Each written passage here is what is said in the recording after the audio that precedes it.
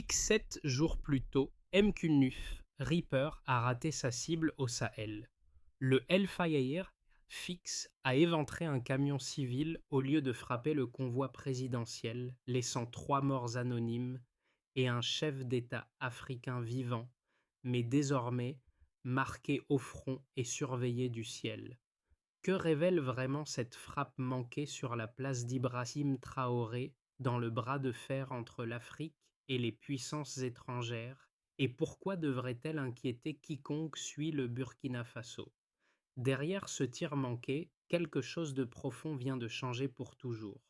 L'attaque manquée sur le convoi présidentiel n'a pas seulement mis en lumière la vulnérabilité du Burkina Faso, elle a révélé l'enjeu central qui domine désormais le Sahel, la capacité d'un pays africain à défendre sa souveraineté face à des puissances capables de frapper sans avertissement. Cette affaire, qui semble au premier regard n'être qu'un épisode militaire isolé, renferme pourtant un risque stratégique majeur pour toute la région, l'érosion progressive du contrôle africain sur son propre ciel. Pour le public, la promesse est claire: comprendre comment un seul événement peut redessiner la sécurité régionale et redéfinir la place du Burkina Faso dans le rapport de force mondiale. Dans ce récit, les enjeux dépassent de loin la tentative d'élimination d'un dirigeant. Ils touchent à la survie politique, à l'équilibre géopolitique et à l'avenir d'une Afrique qui refuse de céder. Et au cœur de cette tempête, une question persiste. Qu'est-ce qui change vraiment lorsque la transparence devient l'arme principale d'un État ciblé? 7 jours après la frappe, un premier détail renversant apparaît.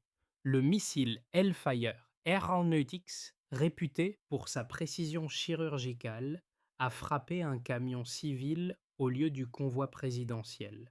Et un second chiffre, tout aussi révélateur, complète ce renversement. 3 victimes innocentes, là où le drone visait un seul homme, Ibrahim Traoré. Ces deux données ouvrent une fissure dans le récit officiel et constituent là, en révélant un premier élément important, l'attaque n'a pas simplement échoué, elle a exposé un système d'intervention opaque qui opère dans le Sahel sans rendre de compte. Cette révélation oblige à reconstituer la scène non pas comme un incident isolé, mais comme la conséquence d'une pression géopolitique croissante autour du Burkina Faso. Au moment de la frappe, le Mkulnur Reaper n'était pas attendu dans l'espace aérien national. Aucun accord n'autorisait ce survol, aucune coordination n'avait été établie avec Ouagadougou. Le missile R-96, conçu pour tuer sans explosion, a été tiré en pleine zone civile, révélant un mépris de la souveraineté burkinabé que les experts régionaux dénonçaient depuis des mois. Le silence initial de plusieurs chancelleries occidentales a renforcé cette impression d'ingérence non assumée. Pour comprendre l'onde de choc produite par cet événement, il faut replacer le Burkina Faso dans le contexte mouvant du Sahel. Depuis plusieurs années, la région est le théâtre d'une compétition discrète entre puissances étrangères, États-Unis, France, Chine, Russie, qui cherchent à conserver ou étendre leur influence. L'arrivée d'Ibrahim Traoré au pouvoir, avec un discours ouvertement favorable à l'indépendance stratégique africaine, a modifié les équilibres. Son insistance sur la souveraineté, le contrôle des espaces aériens et la transparence des opérations étrangères a accru la tension avec certains partenaires internationaux. Ainsi, ce qui aurait pu passer pour une simple erreur technique devient, à la lumière des faits, un point de rupture. Une attaque manquée qui ne vise plus seulement un chef d'État, mais un continent décidé à reprendre la maîtrise de son destin. Au lendemain de l'attaque, une figure s'impose pour guider la compréhension de cette crise. Ibrahim Traoré, lui-même, devenu malgré lui le fil conducteur d'une recomposition géopolitique. Plutôt que de réagir dans l'émotion, il a choisi une posture inattendue. Exposer publiquement les preuves, demander une enquête complète et transformer un acte de violence ciblée en démonstration de transparence politique. Le premier microcas surgit à Ouagadougou où les images du missile récupéré ont été montrées aux responsables militaires et aux observateurs régionaux. Ce geste, rare dans une zone souvent dominée par les opérations secrètes, a immédiatement modifié le rapport entre l'État et la population. En affichant les débris et les données radar, Traoré a posé un principe clair. Le Burkina Faso ne répondrait pas par l'ombre, mais par la lumière. Un second microcas apparaît lors d'une réunion improvisée avec les représentants du Mali et du Niger. Les discussions, d'abord centrées sur la sécurité régionale, se sont rapidement transformées en un échange de données et de scénarios communs. Pour la première fois depuis longtemps, trois pays du Sahel ont abordé un incident frontalier, non pas comme une fatalité, mais comme une opportunité d'aligner leur stratégie face aux survols étrangers non autorisés. Cette collaboration immédiate, née d'un moment critique, a servi de signal à toute la région. En occupant ce rôle de guide, Ibrahim Traoré n'a pas seulement réagi à une attaque, il a défini une méthode de résistance politique qui influence déjà les cercles militaires et diplomatiques du Sahel. Cela signifie en profondeur que la transparence change désormais la logique du pouvoir. Tout commence par un déclenchement discret. Tout commence à 06h42, lorsque le radar national enregistre une trajectoire anormale à l'est de Ouagadougou. L'appareil ne répond à aucun code AMI. Il avance lentement, méthodiquement, comme s'il cherchait une ouverture dans l'espace aérien burkinabé.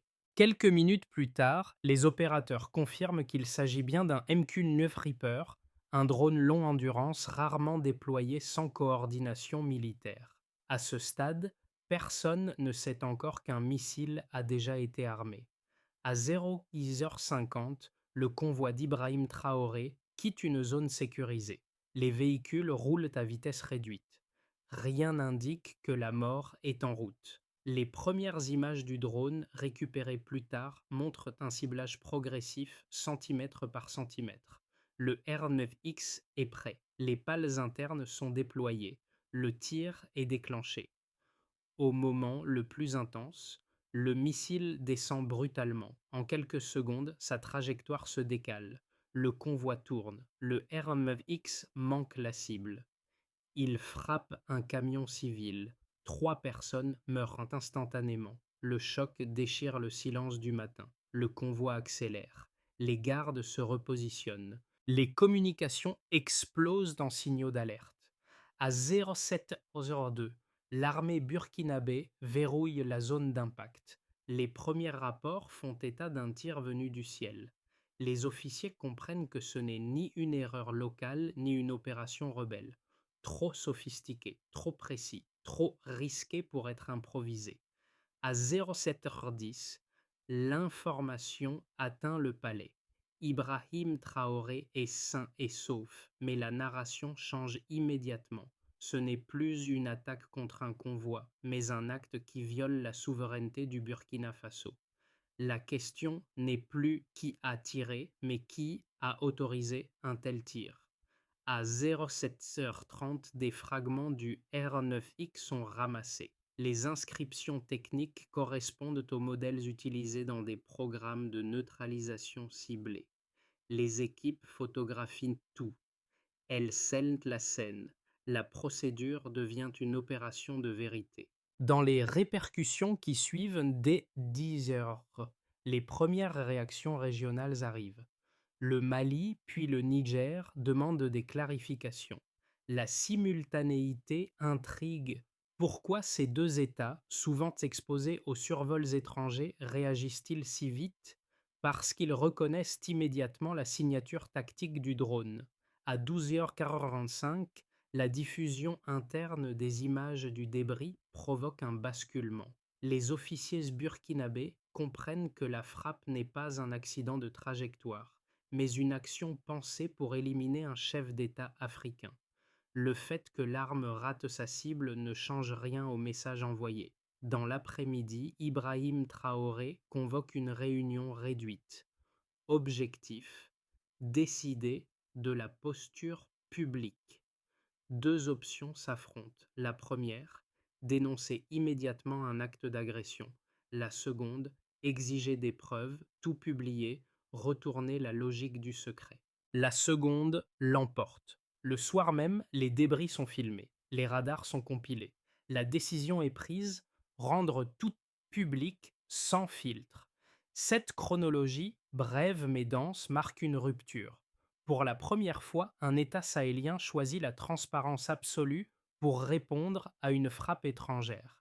Et cette transparence devient en elle-même un acte stratégique. Pour comprendre l'onde de choc provoquée par l'attaque, il faut revenir à une lecture froide des données, car ce sont elles qui révèlent l'ampleur réelle de la violation.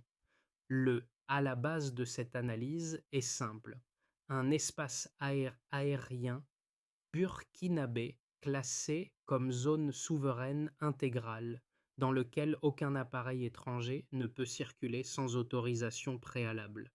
Ce principe, reconnu dans toutes les conventions régionales, constitue la base juridique qui encadre les opérations militaires au Sahel. La CE, qui change réellement, apparaît dans trois mesures clés collectées dans les heures suivant l'impact. Première mesure, un survol non autorisé de 27 minutes par un MQ-9 Reaper. Cette durée, confirmée par les données radar, indique un vol intentionnel plutôt qu'un passage technique. Elle démontre qu'un opérateur suivait une cible en temps réel, sans se soumettre aux règles africaines. Deuxième mesure, une déviation de trajectoire de 42 mètres avant l'impact final. Cette variation, relevée lors de l'analyse géométrique, prouve que le missile a cherché une cible mobile, non un point fixe. Elle indique clairement que le tir visait un convoi, pas une structure statique. Troisième mesure, une zone d'impact située à 11 km du trajet prévu du convoi présidentiel. Cet écart, calculé après la reconstitution des mouvements, accentue le caractère accidentel du décalage final. Il souligne que l'erreur n'annule jamais l'intention initiale. Ces trois chiffres, mis bout à bout, constituant un faisceau cohérent. Le drone n'était pas là par hasard, et sa frappe n'était pas une erreur technique. La transition à la base de cette analyse, ce qui change réellement montre une dégradation nette des règles d'engagement dans le Sahel, comme si certaines puissances se permettaient désormais d'opérer au-dessus des pays africains sans craindre de représailles diplomatiques.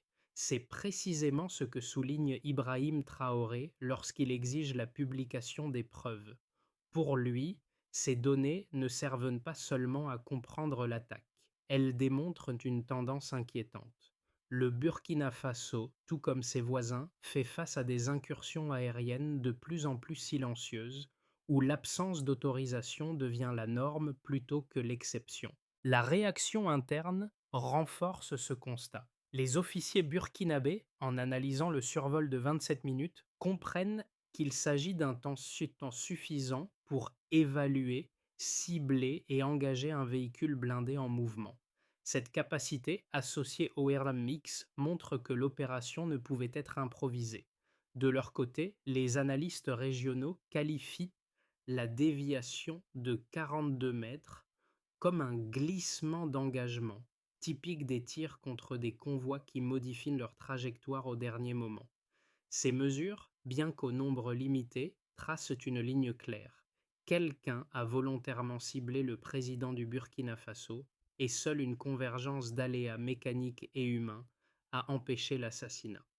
Ce sont ces données qui ont convaincu les pays du Sahel de renforcer leur coordination, non par réaction émotionnelle, non par calcul stratégique.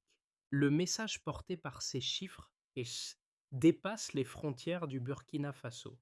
Pour la première fois, la région dispose d'un cas documenté, détaillé, irréfutable, où la transparence devient une arme politique capable de renverser l'avantage des puissances extérieures. Dans le débat qui suit l'attaque, deux thèses majeures s'affrontent, chacune portée par des arguments sérieux qu'il faut considérer avec la même rigueur.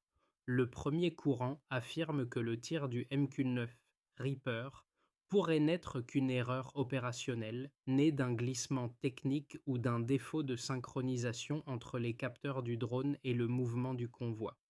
Selon cette hypothèse, l'arme aurait visé une silhouette thermique ressemblante ou un véhicule d'apparence similaire, avant que la trajectoire du missile ne soit perturbée par un changement de direction de dernière minute. Les partisans de cette lecture invoquent surtout la capacité du RMX à exécuter des frappes d'une précision quasi chirurgicale, laissant penser qu'un décalage accidentel reste possible, même dans une zone sous surveillance. Le second courant défend une position beaucoup plus tranchée. L'attaque constitue un signal politique, un avertissement adressé à un chef d'État africain devenu trop visible dans son affirmation de souveraineté. Pour eux, la présence prolongée du drone dans l'espace aérien burkinabé, combinée à la nature même du RMX, une arme conçue pour des éliminations ciblées, contredit l'idée d'un simple incident technique.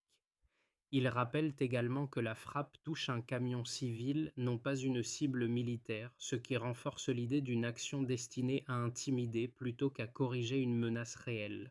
Entre ces deux visions, la position adoptée par Ibrahim Traoré repose sur un pilier vérifiable, la transparence.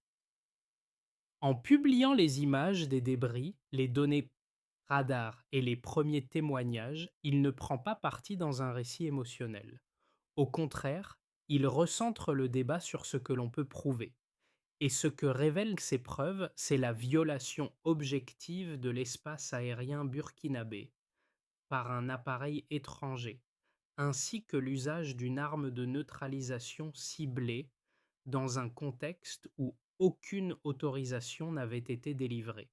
Ce socle factuel, qu'on adhère ou non à l'une des deux thèses, demeure incontestable. Ainsi, le Stillman ne cherche pas à départager les intentions, Nung à établir un terrain commun là où la souveraineté a été transgressée. La question des causes ne peut être discutée qu'à partir de faits clairs et partagés. À ce stade du récit, la dynamique bascule. Ce qui semblait n'être qu'une attaque manquée se révèle être un tournant stratégique pour tout le Sahel. La transparence imposée par Ibrahim Traoré ne sert plus uniquement à exposer un acte d'ingérence. Elle devient un test de cohésion pour les nations africaines. Le fait qu'un drone armé ait pu survoler un pays souverain pendant près d'une demi-heure sans autorisation ni coordination crée un précédent impossible à ignorer. Lorsque les données sont partagées avec les partenaires régionaux, un constat s'impose. Si un chef d'État peut être visé sans que personne ne réagisse dans l'instant, alors aucun pays du Sahel n'est réellement à l'abri. Cette prise de conscience brutale mais nécessaire agit comme un révélateur. Les échanges entre le Burkina Faso, le Mali et le Niger se densifient et l'idée d'un front commun cesse d'être théorique pour devenir un impératif.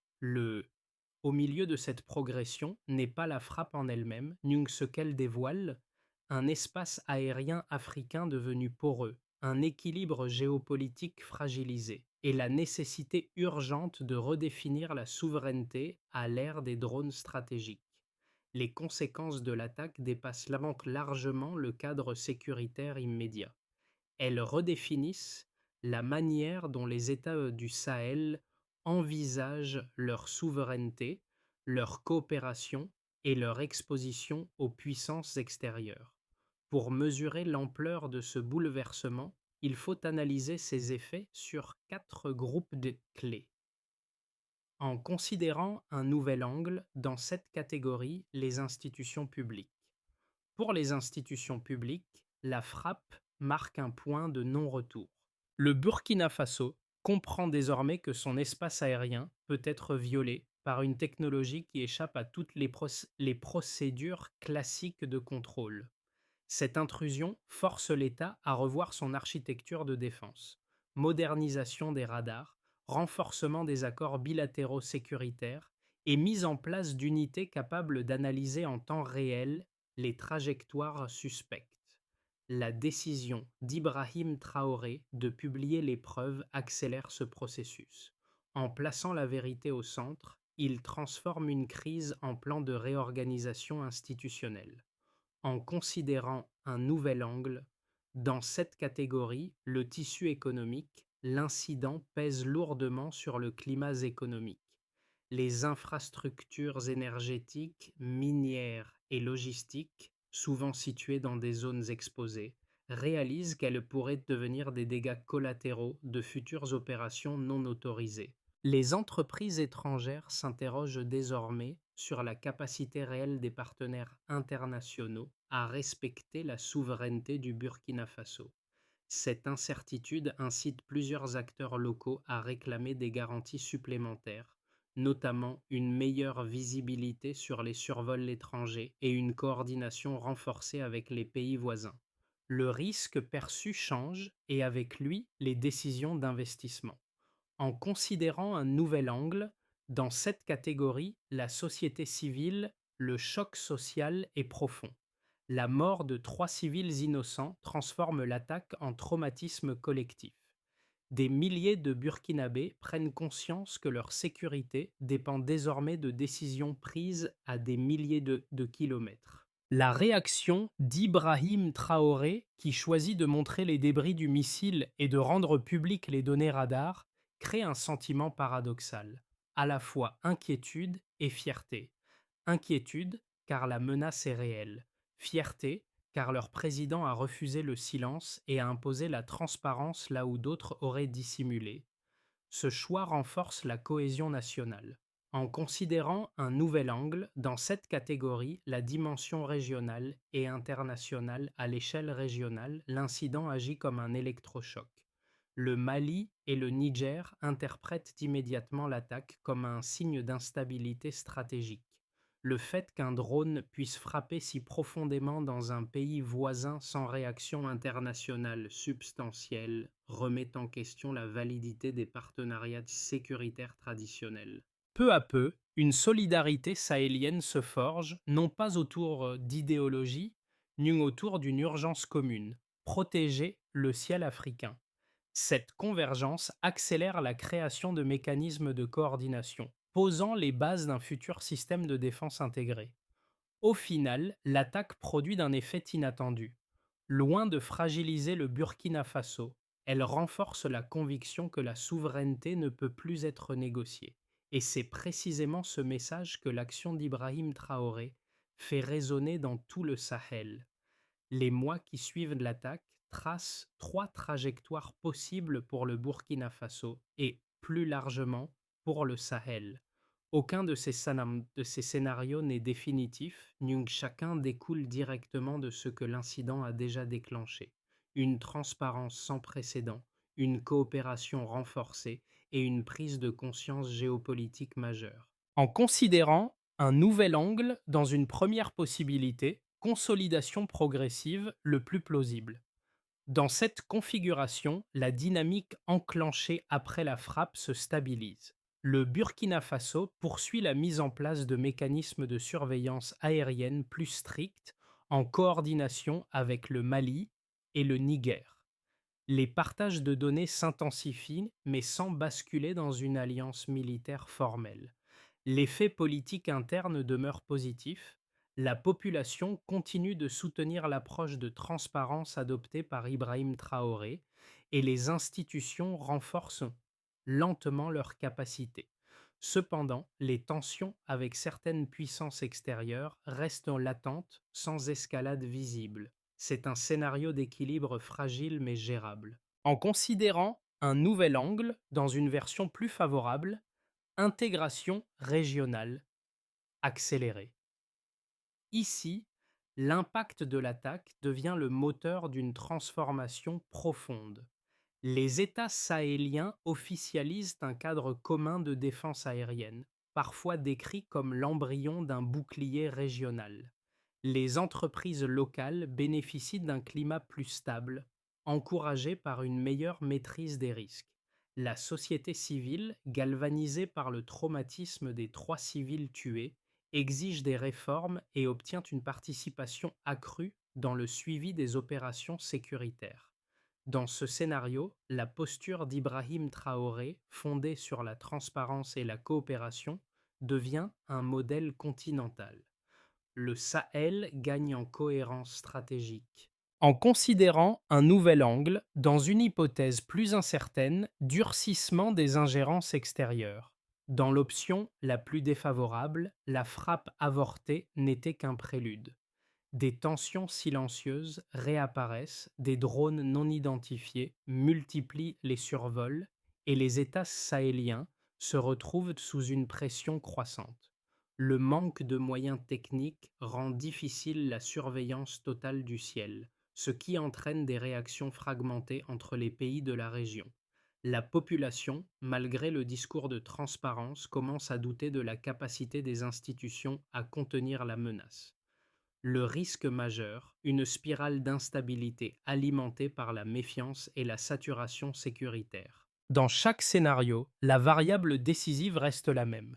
La capacité des États africains à transformer la transparence imposée par Ibrahim Traoré en un outil stratégique durable, plutôt qu'en réaction ponctuelle à une crise isolée. L'attaque manquée contre le convoi présidentiel n'a pas seulement bouleversé la géopolitique régionale, elle a aussi touché les publics de manière profondément différente selon leurs réalités, leurs peurs et leurs attentes. Pour comprendre ce que cet événement signifie vraiment, il faut s'intéresser à trois groupes majeurs qui composent l'audience africaine et sahélienne. Dans un premier regard, ceux qui vivent la fragilité au quotidien. Pour ces citoyens, souvent confrontés à l'insécurité ou aux tensions locales, la frappe révèle à quel point le destin d'un pays peut basculer en quelques secondes. Voir trois civils mourir à la place d'un chef d'État réveille une angoisse profonde, la peur que leur vie dépende de décisions prises loin d'eux. Pourtant, la réaction fondée sur la transparence apporte aussi un réconfort inattendu. Enfin, un dirigeant montre ce qui s'est réellement passé. Dans un premier regard, ceux qui cherchent un cadre politique clair, professionnel, jeunes urbains, fonctionnaires ou étudiants, ce public voit dans la posture adoptée après l'attaque une forme de maturité institutionnelle. La décision de publier les preuves devient un signal de responsabilité. Pour, c'est la preuve que l'État peut protéger et expliquer plutôt que dissimuler et minimiser. Leur attente principale est simple, que cette démarche devienne la norme. Dans un premier regard, ceux qui observent l'Afrique depuis l'extérieur diaspora, analystes, partenaires étrangers, ce groupe interprète l'événement comme un moment révélateur. La réaction calme mais déterminée du Burkina Faso surprend.